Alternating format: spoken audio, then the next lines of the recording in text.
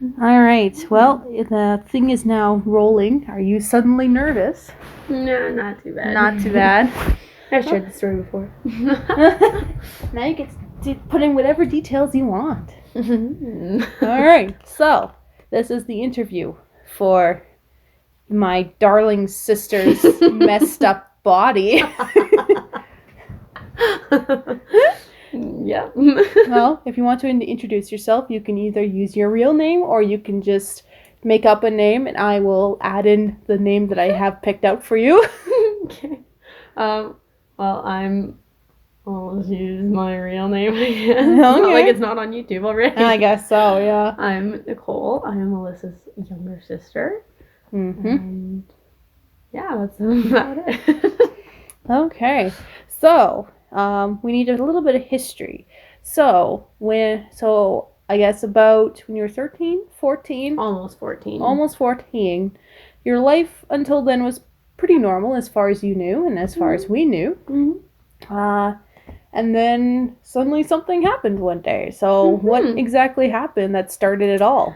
Well, I was coming back from home ec one day because we had to drive to the next town over for our home ec, and on the bus I just got this weird chest pain, and I described it as a fat man wearing a high heel standing on my chest. I've never heard that before. A fat man in a high heel. That's great. Yeah. And so I was like, okay, that's weird. And then I told my mom, and it happened 2 more times over the next couple of days. And then my mom was like, okay, that's not normal. Let's take you in.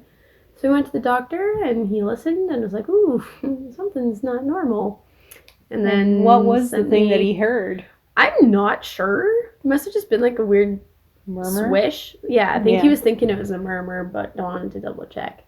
And then he sent me for some more tests, and they found out that I had a hole in my heart. So that was fun. Yeah, and so what was your first initial reaction to that? Oh, I bawled.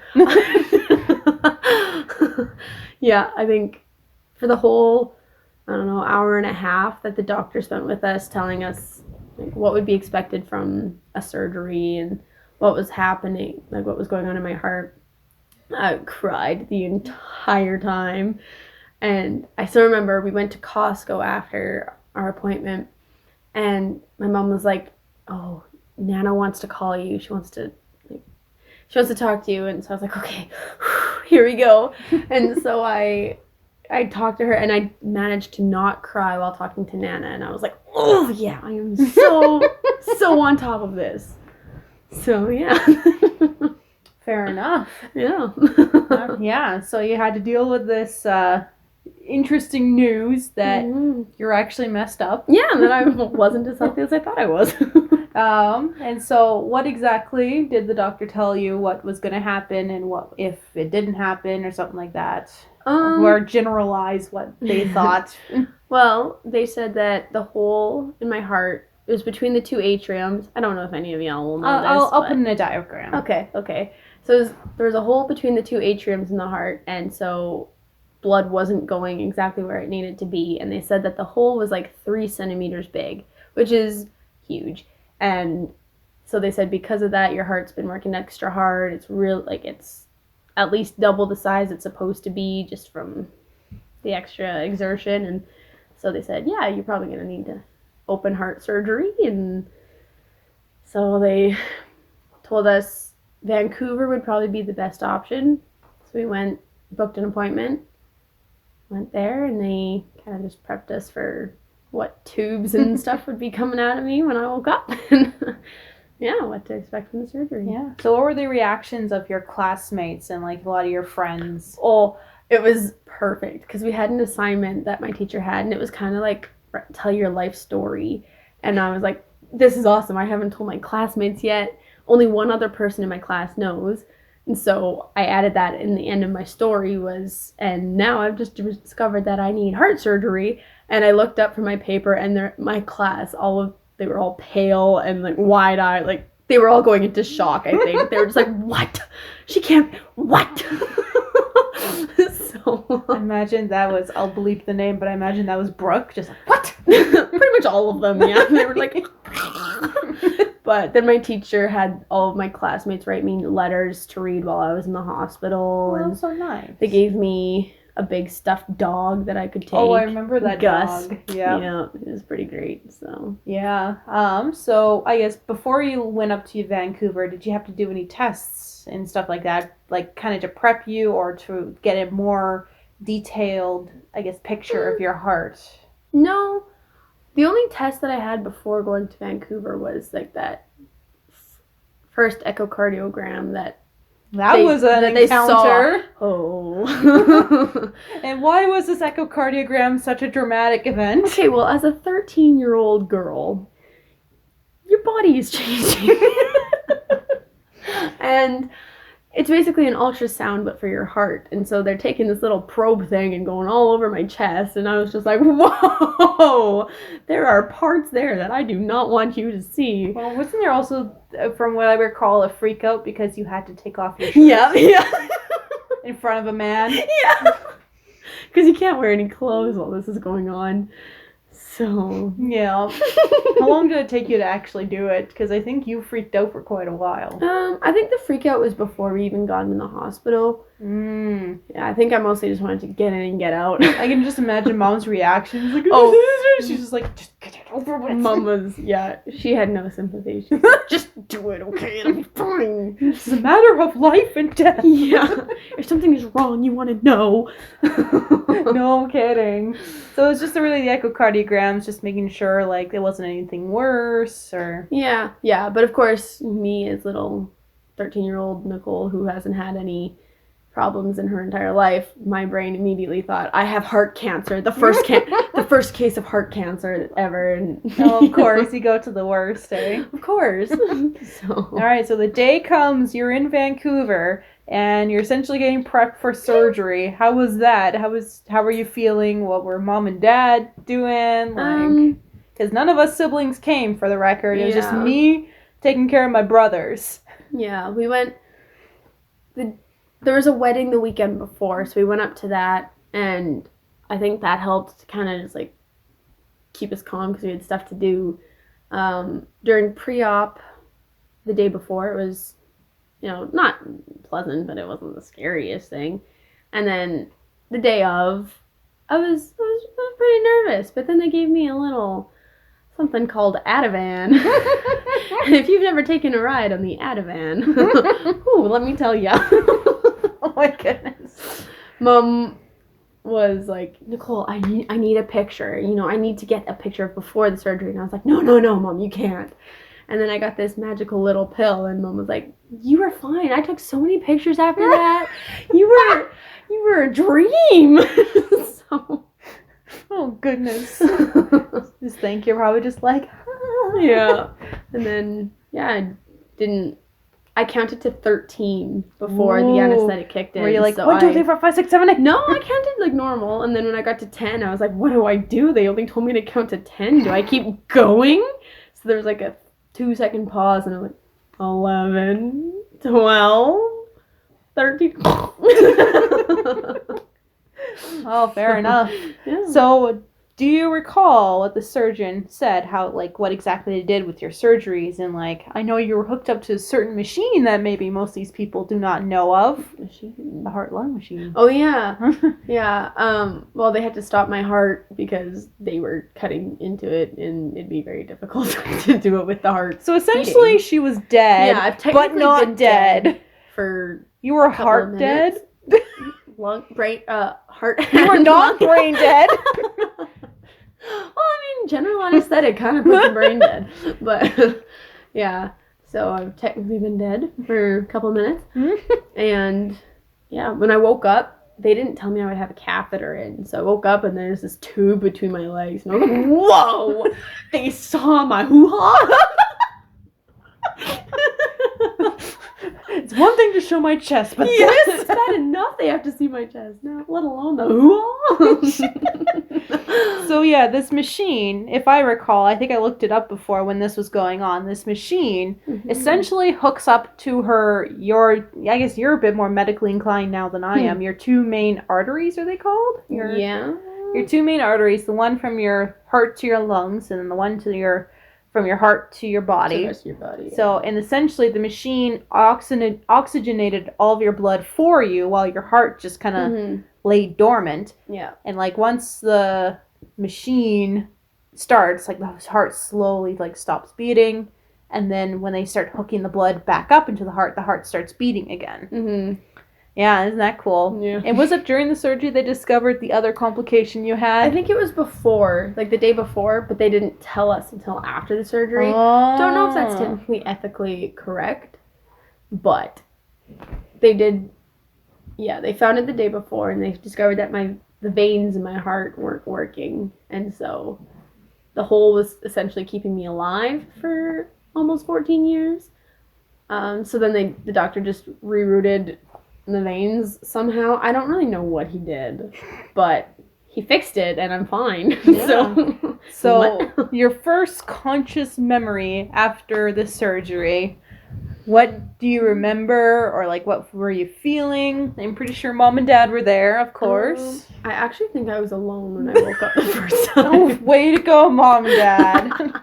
The first time I remember. Okay, they probably were Yeah. there and they just happened to step out or Yeah, something. because mom mentioned, because I woke up, when I first saw mom, I was like, did I say anything funny? And she said that I had said, I see oranges at some point, but I don't remember that. So I must have been like half unconscious. But my first conscious memory was that I was just very bored. So I was like, what am I doing here for hours? And then I was very thirsty. And they only had ice chips, lukewarm water, or apple juice. And I do not like lukewarm water or apple juice. So ice chips it was. So what was recovery like? Like you wake up and you knew this was going to happen, but you kind of look down at your body and you see... Well, I refused to look at the scar for the first week. Like every time they would do a bandage change, it was like... But yeah, the first week... the first like 2 to 3 weeks were the hardest because sleeping, you have to sleep on your back because your ribs are cracked open and you can't sleep on your side, and I can't sleep on my back. So that was hard. But yeah, and then just being limited. Like I was a very active kid and didn't want to sit still very much, and so I had to not do anything. That was hard, but You had quite a few tubes and IVs in you, hey? yeah, I can still see the little IV scars on my hand. Really? Yeah, like if you catch it in the right light, there's one right there. I think I see it. Mhm. It's I see what you mean. It's kind of like a different shine or something. Yeah, like that. and then the ones on my hand are a little harder to see because there's just a lot of those, so they're taken as freckles or. Didn't you have one in your neck? I don't know. If I did, they took it out before I woke up. Okay. But the second time around, I had one in my leg. Ooh, that's Yeah. no fun. Well, it replaced one of the ones in my hand. So because the first time I had one in each hand, and the second time they had one in one hand and one in the foot. So then I could have some mobility in my one hand. Oh, okay. Mm-hmm. And you have this lovely thing called a chest tube. I'm sure it brings back lots of memories, doesn't it? Yeah. Well, So what was the purpose of this chest tube? Well, the tube essentially circles the heart and sucks out the fluid that accumulates around it. Because when you have surgery, your body doesn't like to be tampered with and starts to swallow fluid because, it's just the body's way of coping. But too much fluid can hurt the heart. So they have this chest tube. And every 2 hours, they had to milk it, it's called. Milk it. And so they essentially just like take all the juice that's inside the tube and squish it to the bottom of the thing, and it felt like they were like, when you have a tooth pulled and you feel that pulling sensation, it kind of felt like that, but it felt like they were sucking my heart out one strip at a time. But the worst part was having that taken out because you could feel it come around from the heart and out the body. Ugh. Too bad you didn't have morphine for that. Well, they did, but they didn't give it enough time to kick in. So it was kind of pointless. fair enough.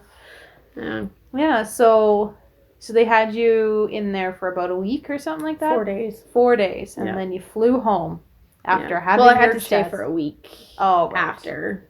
But, yeah. Yeah, and as of with that recovery, essentially them getting you to move, what was your reaction on that? It was like, I have to walk? Well, the first time around, I was a keener, and I was like, yes, let's go. The sooner I'm up, the sooner I'm out of here. And then the second time around, I was just much more tired, and I was like, oh, seriously, I have to sit up. Seriously, I have to get up to go to the bathroom. Why didn't you just leave the catheter in? Right.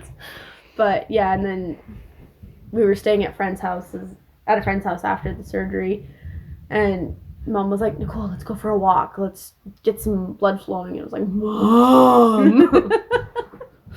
Classic, right? Yeah. All right, so then you come home. Oh yeah, there was a little situation that happened when you were coming home. Yeah, Mom was having kidney stone attacks. That, and something else happened. What? Your luggage. Oh yeah, my luggage got lost. With all of your meds. Yeah. Thank goodness WestJet was a good airline. We lived 2 hours from the airport, and my mom was like, we need those meds by the morning. Like, she needs to take them. And so somebody drove from the airport to our farm to drop off this luggage by 8 o'clock. It was crazy. Yeah. Very good service from WestJet. Good job, WestJet.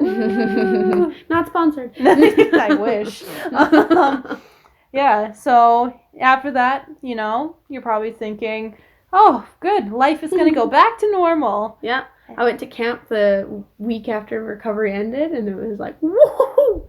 Like, I got a scar, guys. Yeah. It was fun. But then something happened. Yeah. What happened? I went to the ER because I was having immense chest pain, and so we were there all day, and they discovered that I had a very large buildup of fluid around my heart, and that is, as mentioned before, not good. Mm-hmm. So they put me on a bunch of medications to try to dry it up. And yeah. And one of those medications, you still have nightmares about it to this day. Yeah. Honestly, I was doing med research for school, and prednisone was one of them, and I was looking at all the side effects, and I had like a little panic attack. I was like, oh, I don't like this. Why was I on this? Yeah, why did they put me through this? I was only 14. So what exactly is prednisone? Well, it's an anti-inflammatory medication, and so that just means that if you're inflamed, it'll reduce that inflammation. But it comes with a whack of side effects. Mm-hmm. And some of those side effects that I experienced was insomnia, extreme hunger, a thing called Cushing's syndrome, which is where fluid accumulates in different parts of your body where fat doesn't normally accumulate, so like the face and the neck and the... Oh, that was such a weird time. Yeah, it's not good. And I'm not sure if it was prednisone or some other medications, but it made my hair really thin, and it stopped my hair growth. It stopped my body growth. And yeah, it was... Yeah. Are you okay with me talking a little bit about your weight during that time? Sure. Yeah. This poor girl, 14 years old. What did you weigh before you had surgery? Okay, going into the surgery, I was 94 pounds. And then before the whole trouble was over, she had a second surgery. By the second surgery, there. I was 148 pounds. So, a solid 60 pounds heavier. Yeah. Over the course of a year and a half. 1 year. Yeah.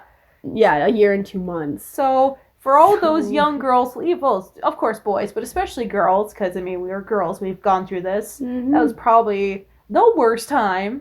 Yeah. It couldn't have happened 2 years before or 2 years later. It had to go right during that time where you're already self-conscious about your body, and then... And your classmates you did not be made fun of because you're weight, did you? If I was, it wasn't to my face. But I don't think a lot of people would have. No, they probably knew. Everyone knew my struggles, but there was definitely times when I'd have to take pills at school, and my friends would be like, "Ooh, Nicole's popping pills." Of course. take them from me. I don't want them. I don't want to take these pills, guys. Yeah. So you were on this for a year, and there's also a nice, lovely story about your meds doctor. Yeah. Yeah. Essentially, they tried. There was 2 options to treat this. One was stick a needle inside my pericardial space, which is essentially the heart sac. Yeah, that is what that is. Yeah, and so they could shove a needle in there and suck it out, which now I think would be a better idea because then it's just done with. But there's a lot of risks with that, and so my parents decided that medication would be a better route because initially it was only supposed to be for like 2 weeks that we were on it, not a year.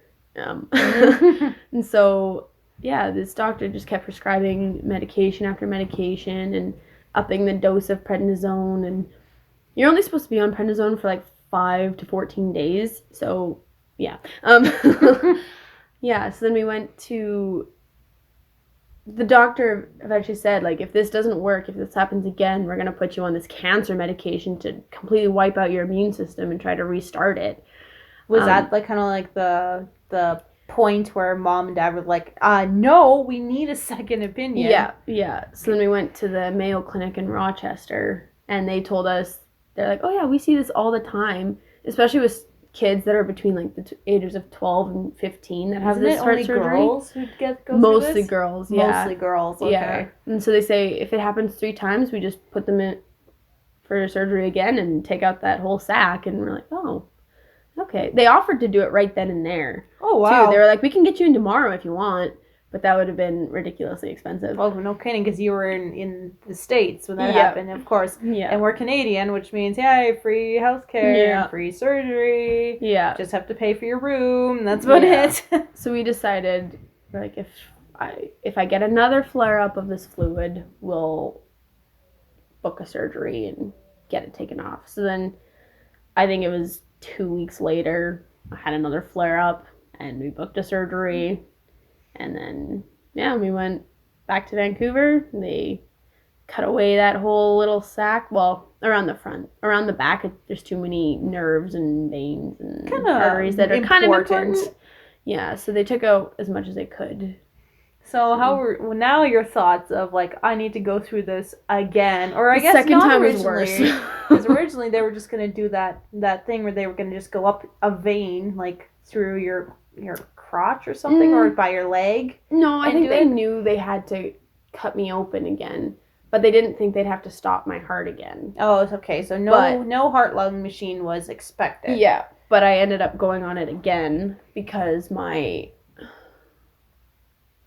something was fused to my chest wall. Probably was your pericardium. Probably the sac, but I can't remember. And so they're like, well, it's more risky to do it with a beating, so we'll just cut her off. Let's just kill her again. Yeah. And that time, waking up, I was alone again.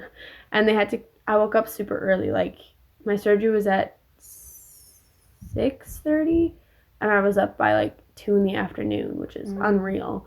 And they had to get an x-ray, and that was the most painful thing ever because I had to put this board underneath my back, and my ribs had just been cracked open not even 12 hours before. So I like lifted up and it was just like, and felt like my ribs were gonna break again. And they were like, on a scale of 1 to 10, how in pain are you? And I'm like, oh, I don't know, like a 7. And they're like, that is not the face of a 7. Just saying. So yeah. Yeah. Knowing you had to go through the chest tube again. Yeah, but this time, I don't know if it was medications that I was still on, but they didn't hurt as bad the second time. Well, that's good. So maybe they just upped the morphine dose before each little milk. But yeah, let's just pump it up a few notches. Yeah, for sure. Yeah. So then, when you got home, because I don't think anything interesting happened when you came home again. So after you came home, did you have any other complications, or? We had 2 more fluid flare-ups, but we decided collectively as Well, you and a different doctor, Well- because your original doctor was gone or something like that. Yeah, the one that first diagnosed me was retired. But my parents and the one doctor were like, we're going to get off these meds as soon as possible. Like 2 weeks from now, we're going to be off kind of thing. But the med doctor was like, no, I think you should be on it for another year and doing a slow taper off. And I remember it clear as day. I looked her in the eye and was like, no, I am not doing that. I refuse. And so mom was just like, you go, Nicole. You see, our mom is a nurse, and she's very used to taking the doctor's orders. Like, she's like, well, if the doctor says this, we need to do it. So I think she mentioned that her kind of going against this doctor's orders was a bit nerve-wracking. She's like, this just goes against my nature, but at the same time, she was also like, no, we're not putting her back on prednisone. Yeah. But we made a deal with the doctor. We're like, okay, if I'm back in a couple months in the emergency room because of this, that's so out of control, fine, we'll do it your way. But I need to try my way first. And I haven't seen that doctor since. I haven't been to the emergency room since. Woo! So, sucks to be you, doctor. Oh, yeah. So, obviously, all the symptoms that you experience with prednisone, how fast do they go away once you're completely done? I finished my last dose of prednisone in near the end of October. And you were 15 by this time? Yes. Okay, she was 15. And I was just looking at pictures today, and I still don't think I looked totally normal until like a year later. But you could tell by February that I'd lost a lot of the fluid in my face and stuff. But, yeah. Sometimes I still think I'm still carrying a little bit of the prednisone weight. Yay. But I think it's just, I don't think you would have gained. Growing up. It's been, 6 years? Something like that. I guess, and we might go through some of the questions. There might be a couple more that I might ask, but let me just pop them up here. I hope it's still recording. Yes, it's still recording. Perfect. There was... so that was weird. Just cut that out. Yeah. So, one of the questions, or we got a couple here. So, one of them was, how hard was it when you found out about your diagnosis, and what was the recovery like? And you kind of explained it there. That's from Fluffy Jackie. Well, Fluffy Jackie. The initial diagnosis was really hard. I was not happy with it at all. But then my sister's old mentor from Miller shared some Bible verses with me that I decided to start memorizing before my surgery, and listening to some music from Amanda Falk was helpful. And so I got strength and comfort from like the Bible and music and family. So yeah, and recovery was, I just wanted to be done. The hardest part was waiting. Just waiting to get out, essentially. Waiting to get Especially moving. the last 3 weeks, I felt fine, but I still had to limit myself because my body obviously wasn't fine yet. But yeah. Fair enough. Let's see. How do I pronounce this? Mignon Max XX has asked, what was it like when you were recovering? I guess you kind of answered that. And do you have any scars? I have a few scars. As mentioned before, I can still see some scars on my hand from the IV pokes and whatnot. But the big ones, I have one running down my chest. Probably, I don't know, what would you say, like a third, half? I'm trying to look. It might be like from here to 5 to 6 inches long, something like that. Maybe 7 inches. It's obviously grown with me a little bit. Oh, yeah. So it's longer now than when I first got it. And then I have 3 bullet hole kind of scars, and then I've got one in, I don't know what to call it, the groin area. Yeah, you could say groin area. From putting me on the heart-lung machine the second time around. Okay. I'll just find the other questions here. Just give me a moment. Right there. And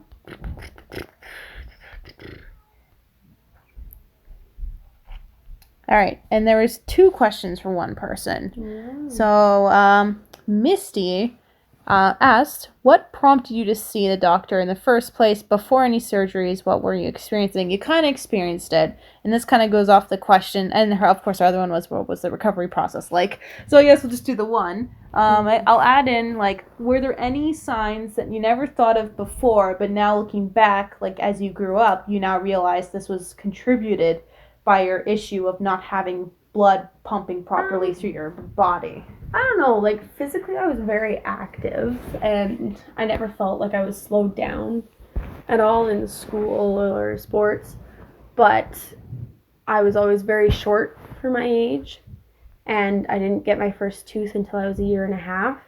So mom wonders if that might contribute to why I was so slow in developing. So, but I don't know. There's no scientific backing for that. But other than that, like I never had chest pain until that I had it 3 times, and I've never had that same chest pain again. So I don't know what caused that, or yeah, it's interesting too how it came up just as you were almost 14, and there was no like other physical signs to even indicate you had a problem. Because then like the doctors hadn't heard it before, and I'd definitely been to the doctor before, so. And like this is the thing though. This is the thing she was born with. Yeah. Like she's had this her whole life. Yeah. Crazy to think that for almost 14 years, this was keeping her alive. It was this hole with the 2 mixed up veins. Yeah. And I guess part of it, I wonder if like you were also very small, not just in height, but with weight too. Yeah. Because like you never even reached 100 pounds. Yeah. I think most of the girls in your class were at 100 pounds or slightly above. Well, you were the one who was I remember reaching 90 pounds was a big milestone. So yeah, and you're like, I wish I can go back to that weight. Yeah. Yeah. But yeah, you were always active, like you were the drama queen, so of course you were, you get all emotional about things you probably shouldn't have gotten emotional But I don't over. think my heart affected that. Oh, no. But I mean, like, you would think that someone with a heart problem like yours would be more lethargic or more, like, uncomfortable, you know? No, there was no indications before that anything was wrong. It was really just the chest pain. Yeah. Just the sudden chest pain. Yep. And did physical activity before, like, the other 2 times, was that what caused the heart pain, or no, it just happened? It just happened. Did you notice any tightness maybe when you were in gym class, or when like before you found out, but when the pain was happening? There was one time I had heartburn and I was in like grade 4 for a couple hours. Ooh, but I don't know if that's related or not. No, so yeah, hard to say. Yeah. Yeah. Well, anyway, so I guess that's about it then. Is there anything you want to add? Or I guess we should say, so where are you now? Like, do you still need to go to the doctors? Like, do you have any more complications? Are you completely done? Well, I don't have any more complications because there's nothing that can go wrong besides an unrelated, like, heart failure or heart attack. But I do still have to go for checkups every 2 years. I think, and my next appointment is next year, and I think then he says if I'm still doing fine, we'll maybe change it to 5 years, and then if I'm still fine after that, he might not even want to see me again, because I'm done growing. Nothing's gonna change besides age. Unrelated age and So So you were the one who we thought was the most healthy kid, who turned out to be the least healthy. Yeah. But my scar looks better now. Like, it does. Very nice. That's gonna be hilarious in the recording. I'll probably draw that. It's like, but look, my scar is wonderful. I won't show you this one. Fair enough. All right, so that is about it. Yeah. So thank you for sharing your story. I'm sure the other people here will find it very my hip. very intriguing. And if you would like to say anything or have any words of encouragement for maybe others who could be struggling with health issues, or Okay.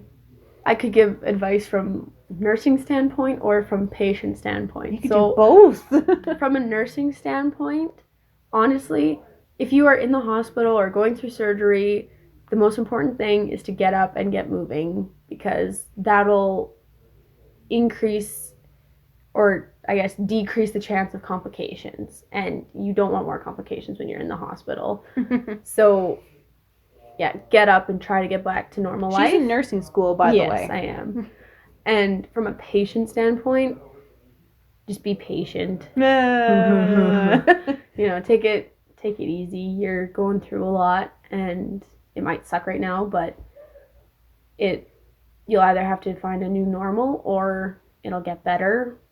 I don't know what anyone is dealing with, but I know for me, even be applied for mental health. Yeah, like it felt like it was going to go on forever, but really, in the grand scheme of thing, it was a year and a half of my life. Maybe in the worst part of your life. Yeah, arguably the worst, but you know, I grew from it, and now I can use my knowledge to help me in my future career if I pass. So yeah, I don't know. Could you imagine if you work with other heart surgery patients, especially kids who are terrified, and you'd be like, hey, and just like show them the tip of your scar, and be like, I did too. I know. I'm sure that's appropriate at work. Yeah, no. Just all right, well, thank you very much for listening, and thank you. And thank you for coming down. This is obviously the only reason why you came down. It's not to play with your nephew at all. No. Well, throughout this whole time, I've gotten with a throw up, so that's awesome. Yeah, you can go change if you need to. All right, thank you very much, everyone, and take care. Bye. You want to say bye? Bye.